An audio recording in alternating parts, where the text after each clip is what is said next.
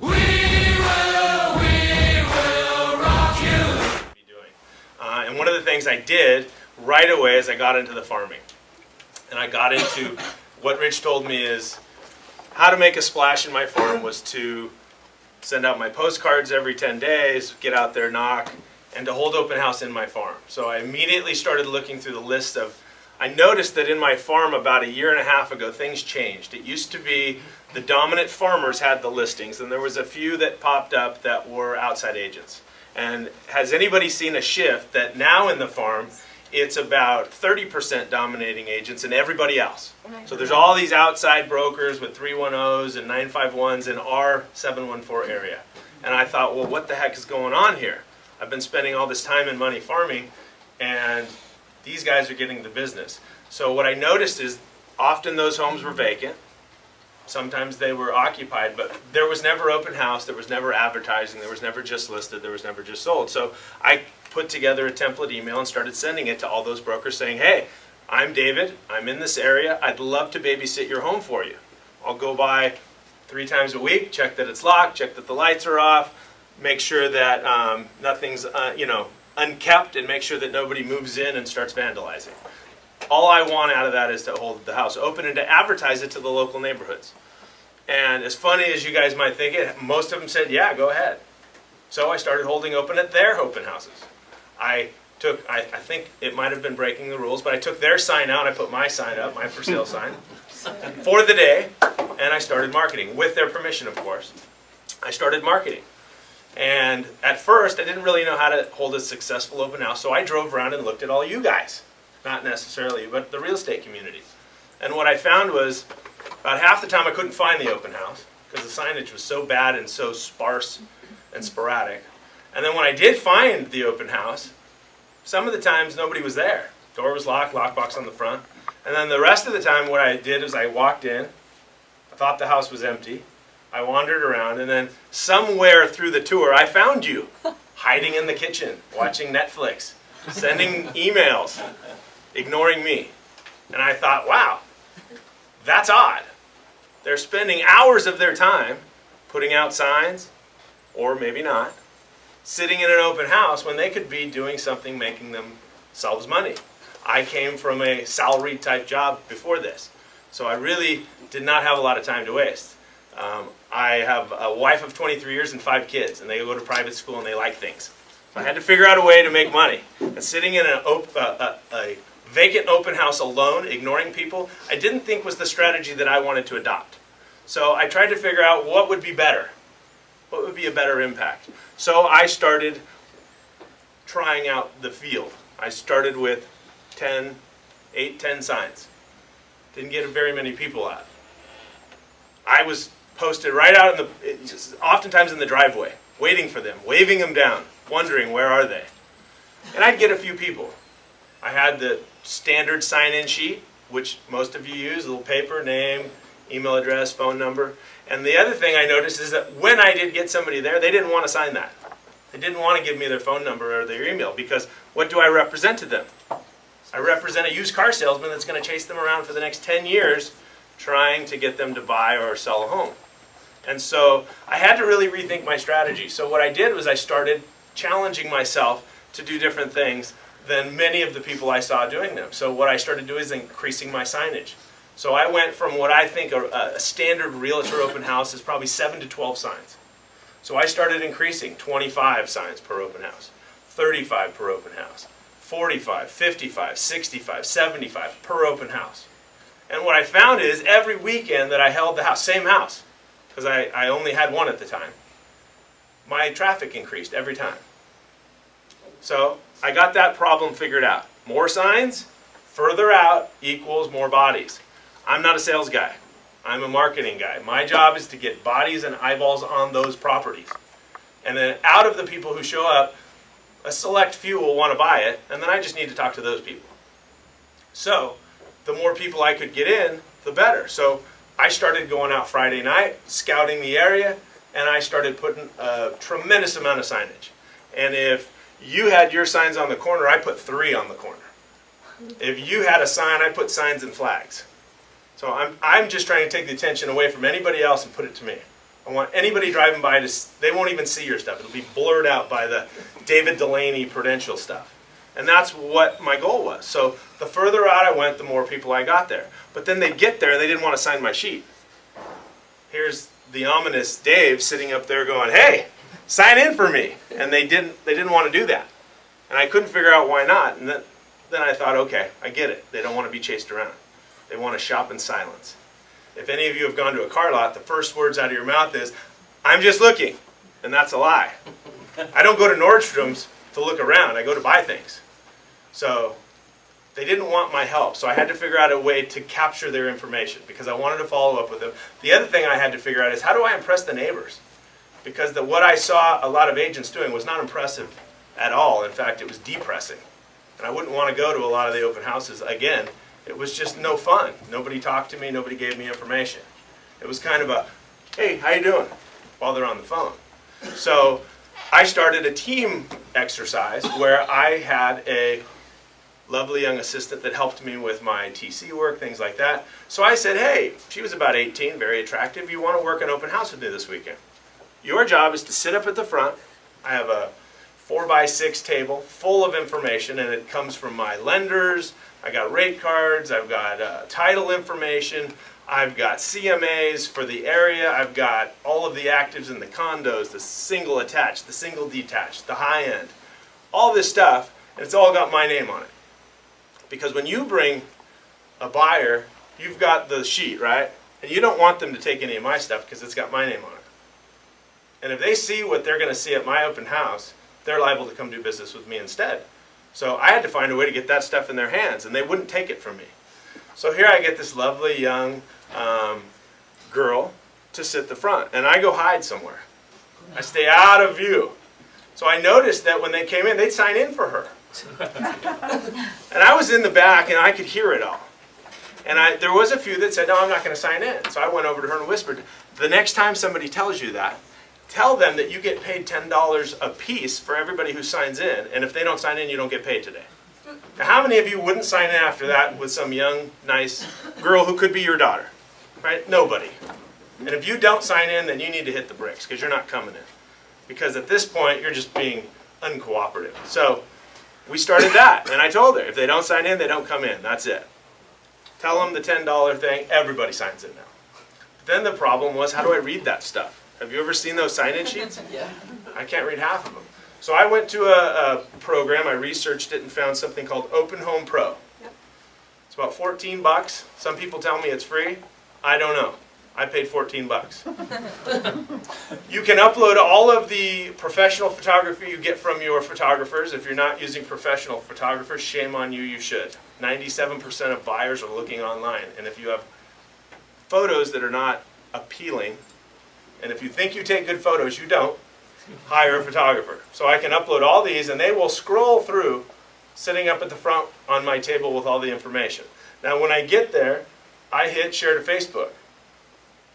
All of the people on my team are Facebook friends, and they all go in and comment on that, or like it, which means that's shared to all their friends. So we're now trying to impact the social atmosphere out there as well.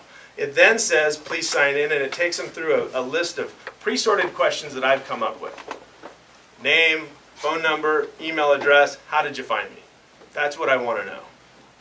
Because 55% of the response I get is from the signs. So that tells me half of them are finding it on the internet, either through their agent or on their own. The other half are finding it through the signs. So the additional signage works. So the beauty is it sends me a report when I close out the open house at the end of the day. It sends me a report with everybody's information. It's legible because they typed it in. Easy. Now the other benefit is I used to then, in between busy spells, sit there and type, thank you for coming to my open house, 45 times to send it to people who I couldn't read their email address anyway. The beauty about Open Home Pro is as soon as they sign in, an immediate email goes out to them from me with a picture of the home, the description of the home, and a website for the home that they can very easily access. So when they get home, they've got all these flyers from open houses they've gone to, but how many of them have already sent them a thank you for coming? Probably not many. And how many will? Probably none. So follow-up is key on these things, and this has helped me follow up with them. So the other thing I do a little different is I work a team open house. So there's always 4 of us. So myself, my lovely young greeter, an agent, and a lender. And the reason I do this is because not all buyers are going to connect with me, and I understand that. The other thing is I want to make sure I have plenty of time to identify the people that I'm looking for, which are the neighbors and the other sellers in the area, because I'm not looking for buyers. And Rich made a joke about, I've got a list of 400 buyers. Who wants it? I'll send it to you today, because I don't want anything to do with it. This market is treacherous, and I don't want to take part in that buyer activity at the moment. So I'm looking for all the listing people. So my team of 4 has very specific placement in the property as well as dialogue that they're supposed to be using. So anybody ever been to IKEA? Yeah. Anybody? You got to go through the whole store. You've got no choice. So what we try to do is we try to set up the open house so that we lead you through the house in the way which I want you to view it. Because I want you to see all the highlights. And when you come in, you see the lovely young person who's going to take your information, give you as much information as she can get in your hands, that again, all has our name on it. She's going to tell you which way to go. You're going to go a little bit, you're going to look, and then bam, you're going to run into a lender or another agent. And they're told specifically what to talk about. If it's a fixer property, I want them to talk about 203K loans. Buyers don't know about that, and they might think they don't have enough money to fix it up. But as lenders know, those plans exist to help those people to fix that home, and they can finance it all into that. So I tell them specifically what I want them to discuss with the clients. I also, because they're a lender, I ask them to find out if this person has an agent, because they're more likely to tell that lender than they are to tell me. And then I am within visual sight from him where he will then tell me which ones I need to deal with. If that is a neighbor who's looking, you need to talk to them. Or this person wants to buy that, but they've got something they need to sell first. So he signals me, and I am zoomed in when they get to me. I already know what the deal is. Everybody else goes, I talk to them, they go right by me, they hit the next agent. That's my buyer's agent. That's what they want. They want buyers. All that traffic is for them. But what it does is it gives us a presence in the home and in the neighborhood. There's 4 of us. Have you ever been to an open house that you found? I've only been to one open house. I found more than one agent, and it was yours. There was 2 of you there. You were being buyer agent, she was listing agent. It was worked very well. So we took that and just exploded it a little, because what we've been finding is our average traffic is about 150 bodies, and I can't talk to that many. And 4 of us are challenged. So we do it a little different. We really put on an event. So what do we do to plan for that event? We start on Monday. Monday we start, and you'll get this whole plan from Rich. We start on Monday, because waking up Saturday morning, throwing out 8 signs and sitting in an empty house, not going to do anybody any good. It's not going to make you any money. Not the kind of money you want, because what it'll do is it'll identify a few buyers that you were able to attract with your 10 signs, but you're probably looking for listings. So the entire team goes out and canvasses the neighborhood. We door knock, we invite all of the probably nearest 100 people to come visit us Friday evening for a special open house just for them. We want all the neighbors and looky-loos to get a chance to come see it first, so that they can invite all their friends that they want to live nearby or that have told them that they love that neighborhood. Gives us a chance to interact personally with them, and again, all 4 are doing it, so we're all getting different responses, and it also allows us to do it much more quickly. We also provide flyers to the nearest 250 homes, inviting them to Saturday and Sunday. We don't knock on all of those doors, but we get those flyers out. We get with title right away. We get all of the prelim set up. We get with the lenders. We get the rate cards, rate sheets, and we talk strategy about this specific home. What is it, and what do we need to talk about? Is everybody's role here? And everybody has their own dialogue. We don't just ramble on. I sit with every team member and I say, this is what I want you to talk about. This is what I want you to talk about. This is what I want you to talk about. And this is what I'm going to talk about. And I'm usually the end. I'm the end of the chain. I want to get you last, because I want to kind of make sure you leave with the right message. So again, planning early, doing the due diligence of finding out all of the information, because you want to give them plenty of information. And I heard somebody tell me one time, they came in, they were a lender, they said, less is more. This is clutter. I'm like, really? That's funny, because the buyers and agents sometimes, they pull that stuff like it's going out of style. They want that information. They're not getting it from their agents. And that's why I want to be the one to give it to them. Because what I've also found is my conversion rate with buyers is about 50% of the buyers I will work with today are your past clients or your competitors' past clients. Because they're not getting what they want. So the message today is if you're going to do it, I mean, do it. Do your job. You know what you'd want if you were out buying. Give your clients that. So we go out, we canvass the neighborhood, we make sure they're all invited. We do a lot of social media, Facebook, Instagram, Twitter, Craigslist. We make sure we're posting it on MLS. When you're inputting your listing, the last tab is open house. If you're not filling it out, you need to. It takes about 24 to 48 hours. It propagates to Redfin, Trulia, Realtor.com, Zillow. Go on Thursday night, check out who's advertising for you, and you'll be surprised. And just type in the address. You'll be surprised how many people are because of Rich and the fantastic partners we have, how many people are advertising for us. So that's another great thing. We then go Friday night and we litter the streets with signs. And signs, flags, everywhere. And if there's 4 corners, there's a sign on each corner. In fact, there's usually 2 or 3 on each one. Signs are inexpensive. It makes an impact. It gets them there. So what you want to do is make this an event. Now, I used to use balloons. I have my own helium tank. I thought I was cool. I was a realtor with a helium tank. All the kids loved me. They're not good in the wind. And what I found is the helium tank, the first year of real estate, cost me $60 to fill. Now it costs $264 to fill because there's a worldwide shortage on helium. So don't go buy balloons.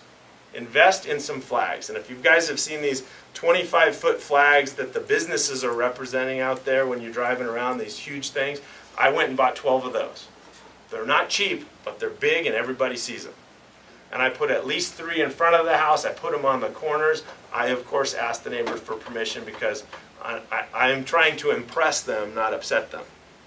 And the type of event we're throwing impresses those neighbors because when they walk into an open house, what are they used to seeing? You hiding in the corner, out in front on your phone smoking, not paying attention. They come in, half the lights aren't on, there's no information. What in the heck am I doing here? You're no help. When they walk into mine, this is like a well-oiled machine, and they are impressed. And the only reason I know that is because you guys are leaving messages on my voicemail after leaving going, oh my God, I've never been to something like this. That was awesome, good job. Now, how many of you would call another realtor and say something like that? Not many. So when I get a call like that, I'm very impressed with that because that's not something I would probably do unless I was really impressed with what I saw. So we are doing just a little more. I look at what everybody's doing and I just try to do it a little bit bigger. And that's sometimes my personality, but I want to make an event out of this because I'm trying to impress those neighbors because I want to sell their house. And I may not be the predominant farmer there, but if I go out there before I invite them personally, I start marketing to them, I hold an insane open house, and then I follow up with them to tell them what happened. So we go back and we deliver and knock, telling them what happened at the open house. We sold it this weekend, right? It was on the market for 3 days. We sold it over the weekend for over full price with 27 offers, this much over comp. Did you know that we could do that for you? And they're like, no. If you just went out and knocked and said, did you know the market has increased 7% last month? That means this many dollars to you. They don't know that either. So you need to be out there talking to these people. Then once you decide to have an event, have an event. Rich will give you my entire week's planning guide that will show you what I'm doing. So I challenge you all to do half of it. Because the one thing I've learned is if it's too overwhelming, I won't do it at all. So you don't eat a hamburger all in one bite. So pick up some of it, do that. And as you get more comfortable with doing those things, do more of it. Now, Rich is also, I'm a huge signaholic. I have a 10 by 10 shed in my backyard full of real estate signs. My wife thinks I'm crazy. And I've got all sorts of signs. I got big giant signs that I put in the front yard of me. Why? I don't know. It's just my personality style. I'm not sure those work, but Rich has got, I'm paying $14.50 a sign. Sign stand, the whole ball of wax. Rich has got a deal going right now where you can get 25 signs for like 118 bucks, which is like $5.90 per double-sided sign. And if you're not ordering 100 of them, then shame on you. Because what is your competitor doing? And how are you competing with them? How does the marketplace see that? I get half a dozen Facebook messages, Twitter messages, and voicemails the day after or the week after an open house from all these people that some I know personally, some I know from business, going, oh my God, I couldn't go anywhere in the city of Villa Park this weekend without your name being all over me. You know, I feel dirty. So what you want to do is make a splash. So work it hard. Follow up. You've got to follow up. If these people came, they want to buy a house or they want to sell a house. And if you simply say hi or you're hiding in the back, how are you going to impact them? In a negative way. They're not going to want you. So impact them in a positive way and then follow up. I mean, how many of you that wanted to buy something that got called by a sales guy said yes the first time he called you? It takes repetitive motion. I have a 6-year-old. When she sees something on Nickelodeon and wants it, Daddy's buying it because she will ask me every 2 seconds until I agree. And I suggest that maybe you guys all revert back to your younger selves and start asking more. Because the worst case they can say is no, but follow up with these people. You spent all the time, energy, and effort to get them there, put on an event, and then follow up with them. Because they do want you. That's why they're there. They're there to interview you to see if you're the one that can help them. So with that, I'm done. Do you guys have any questions? You talked about Open House Pro where you can customize some questions. And you can customize all the questions. And you're trying to get sellers. Can you share some of your questions? My questions are very short and sweet. It's what's your name, address, phone number, or name, email address, and phone number. How did you find us, and do you have an agent? So I'm not trying to get the sellers there. What I'm trying to get the sellers on is they're impressed that we spent the time to knock on their door and talk to them. If they're not there, we'll leave them a flyer inviting them to the Friday evening open house. We don't put a bunch of signs out yet. We just put 2 or 3 in front of the house. Because again, we want to make it exclusive because people like being part of something exclusive. There's a draw to that. So we don't put out a bunch of signs yet. We have the open house. We then go out and then we put all the signage out Friday night. Because what do all of you guys do? How many of you put out signs Saturday if you're having Saturday? Saturday morning early, 7 o'clock, 9 o'clock. Well, I'm already there. So guess who got the best spot on the corner? That'd be me. Who got all the great, because some corners don't have anywhere to stick anything. You got to put something out. Some have, grass or dirt. So you have to have enough signage and a variety of types of signs. I have all different kinds of signs. If it's concrete, I got one for that. If it's grass, I got one for that. If it's dirt, I got one for that. And I'm going to attack the area. So when I get there, when I'm done, you're going to be like, where am I going to put my sign? I don't know. I was there first. Finders keepers. So I'm gonna take all those prime spots. So I suggest go out Friday night, wait till traffic dies down, go have a nice dinner with your friend or significant other, and then drop them off and go do your signs. It's gonna take you it takes me about an hour. I used to have my son do them. I found out that was not the way. I do them myself. If anything, if you want something to get done right, do it yourself. So I go out myself. It's relaxing. It takes me about an hour. I can get about 65 signs up. And I get all the prime location. I get the prime real estate for Saturday morning. By the time you guys get there, it's too late. So sorry, I've already got it. So I would suggest pre-plan. Do things a little sooner than the next guy, because otherwise you're hurting yourself. What times do you do the open house from, like just Saturday, Sunday, both days, or what time? I used to do my open houses with 12 signs from 10 to 5. Now, I didn't know any better. Stupidest thing. I would sit there all day by myself. I mean, I found a list of things to do. Follow-up letters, gift cards, whatever. Yeah, don't do that anymore. 1 to 4, Saturday, Sunday. I try to do an open house every weekend, at least 3 out of 4 weeks a month. The other weeks I'm at the river or having fun with the family. And I also work in that team environment. Now, if, let's say you don't have a team. Like, for the longest time, it was the Delany team. It was me, myself, and I. We were all part of that team. So I just did everything. So how do I get 4 people at an open house? Well, you've got a lender you work with, right? Mm-hmm. Do you have a daughter, or do you have a friend with a daughter? Yes. Or a young son? Okay, they'd be happy to make $8-10 an hour. Okay, now look at all these people. Any of these people you think are good at what they do? Any of these people you think might need a little extra business? All right, there's your next teammate. Invite them to go do it with you.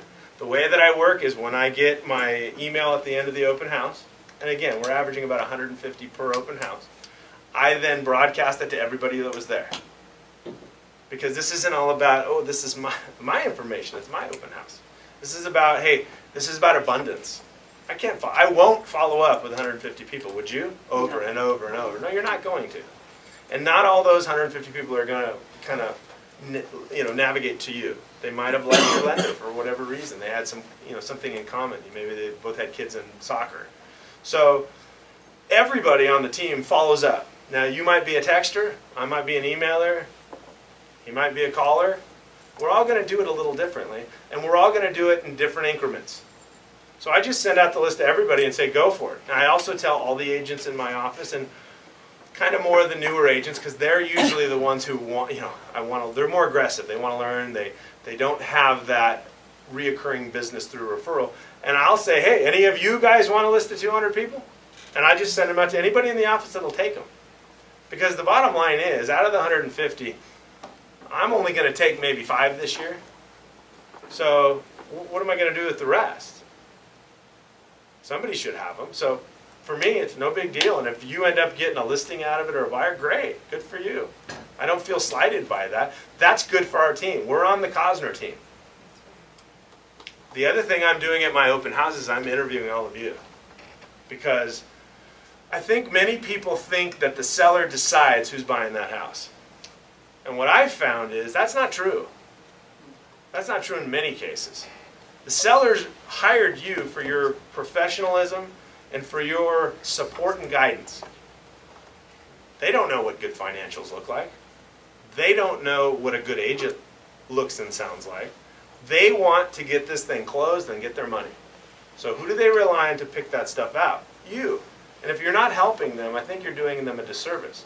So what I talk to my sellers about is often what I call the leave behind. If I sell to your client who's an investor, who's going to put renters in there and just drag that neighborhood down, how likely do you think the neighbors that I talked to, that I marketed to, that I held this grand event for, do you think they're going to be specifically happy with what I've left them? And that is going to echo long after I'm there. So I talk to my sellers about the leave behind. You love your neighbors, you love your neighborhood. Unfortunately, you need to move up or move down, but you still love your neighbors. And don't you want to make sure that they're happy? You would want your neighbors to make a good choice for you. So I talk to them about the leave behind. Who are we going to leave for the neighbors moving forward? Because that impacts me. That impacts my business. The other thing is, you've got to talk to them about all of you. If you're not a professional agent, how many of you have worked with a bad agent? Yeah, I get it. You don't have to raise your hand. I get that. Okay, they made your life a living hell for 30 to 45 days. You did their job, and you only got paid for yours. Your clients were stressed out 30 to 45 days because they wouldn't do their job, and you can't. What are you going to do? You got nothing to do. So I am very careful. When I'm at my open house, I'm looking at all of you guys. Because I'm deciding, in my mind, when I sit down and consult with my clients, first choice is always, if they're willing to pay my client. If my client wants that house and they're willing, they have to be willing to pay top dollar. And I tell them that. You're not getting any deals. You're going to pay a bit more than everybody else, but you'll get it. So I'm always looking at that first. Secondly, I'm looking at Prue Cosner. If you're a Prue Cosner agent and you got a client that wants to buy that and I don't, it's yours. Thirdly, I'm looking at Prudential as a whole, and after that, it's everybody else. And I present that in that fashion to my clients. Because my clients have hired me to lead them through the jungle. So to let them make decisions without knowledge would be less than fair to them. So I instruct them of the financial health of all the the prospective buyers. I instruct them about the agent. What's their sales record? How have they been doing? Do I know them personally? And then I instruct them of the buyer. Who are these people? And then we consult and we make a good choice. And if you do all of those things, you'll have a real happy seller. You'll have real happy neighbors. And if you've thrown an event like I try to throw at an open house, you'll have a great opportunity to go back and talk to them in a month, in 3 months, in 6 months. And that will make a huge difference in your open house business, farming business, whatever you want to call it. In the last 4 months, just at open house alone, I've made over $100,000. The house I just sold this last weekend will net me 63 grand, and I got the referral for the listing holding somebody else's open house in my farm, and met a lady who's a caretaker for another lady whose niece is a trustee who lives in a different state. Now, not only did I just sell that house for them, but I'm going to refer her a Texas Pru agent who's going to sell her house. So you don't know where you're going to find this business. So really, I think what Rich would say is, get out there and do your job. Go tell people the good news of what the market's doing, because they don't know. And if I walked up to you and you weren't an agent and said, hey, do you know your house is increased 50 grand in the last 4.5 months? Did you know that? They know that the market is going up, but they don't know the numbers. So it's your job to get out there and share that. And you'll be so surprised on how impressed they are that you came and happy that you shared that information. I didn't know any better, and I'm not that smart. So when Rich told me to go door knock, I said, okay. I didn't know what I was going to say. I didn't have any marketing material. I had a pocket full of cards, and I just went and said, hi, I'm Dave. I'm with Prudential. I work in the neighborhood now, and I just wanted to come say hi. Anything I can do for you? No. Okay, thanks. And I moved on. I don't talk real estate the first time I see you. That's just rude, in my opinion. You know who I am. Now you know what I'm doing. The next time I'll talk to you about that. But if you don't go out and do it, and nobody's going to be mean to you, you'll get that occasional grumpy person. I've gotten that. You just say thanks a lot and move on. So just go do it. Do your job. You'll make lots of money. That's as blunt as I can be. So take a look at that guide again. Don't worry about it all. Just take a bite out of it and see what you can do. And thank you guys for having me today.